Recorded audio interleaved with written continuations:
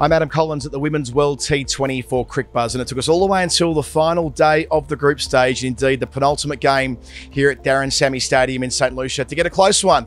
England and the West Indies, they were competing to decide who would come the top of Pool A and who would be second, and the West Indies ended up on top of that contest. They were only chasing 116 for victory. England were terrible early on. Their top order completely faltered after being sent in. They were at one stage 50 for 6. A wonderful little revival from first-time batsman in the England cap, Sophia Dunkley. She made 35 from 30 balls and only 20 years of age. She looks a real long-term prospect for that side, alongside Anya Shrubsole. Of course, Shrubsole is one of the best bowlers in the world. We don't normally associate her with making runs, but those two put on a vital 55 off 46 balls at the back end of the England innings to make it competitive and set West Indies at 116. Then with the ball, Shrubsole comes out and takes 2 wickets in the space of 4 balls, and not just any 2 wickets. Hayley Matthews, who she takes her leg stump all but out of the ground, and the captain, Stefanie Taylor, for a 3rd ball duck. So for a time there, England were right on top, but enter Dottin. We all know how powerful a player she is, whether it's with the ball in her hand with those thunderbolts or smacking the ball over the rope. She did that 4 times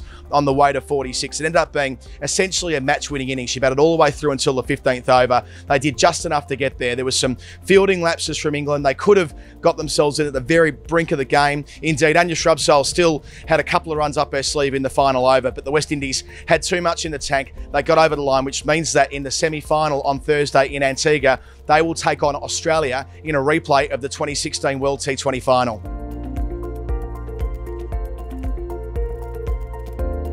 As for England, the message is room for improvement. That top order has not fired at any stage, not properly in any case, through the group stages. They're going to have to if there are any chance of knocking off India. We know how well India have been batting and indeed bowling through this tournament so far. They've been undefeated. So on Thursday in the other semi-final, it will be England and India in a replay of the World Cup final last year. And here was Heather Knight talking about the need for a batsman to find some consistency and the brilliant St Lucian crowd after the loss tonight.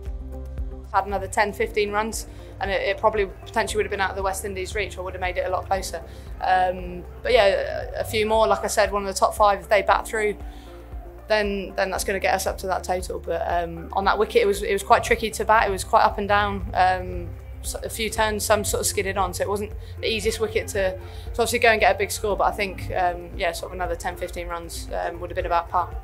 I think it was a brilliant atmosphere. That's the sort of crowd, the sort of noise you want to play cricket under as a professional cricketer. And obviously the support was there for the West Indies, and I think it's brilliant that so many people have come out and support, and it's made it a sort of real carnival atmosphere and a really enjoyable one. The final game from Pool A was that between South Africa and Bangladesh. As you'd expect in a dead rubber, there wasn't a lot of intensity in it. South Africa came out 30-run victors, but again, Bangladesh showed plenty with the ball. After a year where they won the Asia Cup and they beat India a couple of times, we can see in years to come Bangladesh being a real threat on the global stage, just not quite yet. So the show moves 200 miles north of St Lucia to Antigua tomorrow with those 4 teams left in the competition: India, England, the West Indies and Australia. They promise to be 2 fantastic semi-finals played in front of sellout crowds at Sir Vivian Richards International Cricket Stadium. I can't wait. Make sure you follow it all with Crick Buzz. We'll talk to you in a couple of days.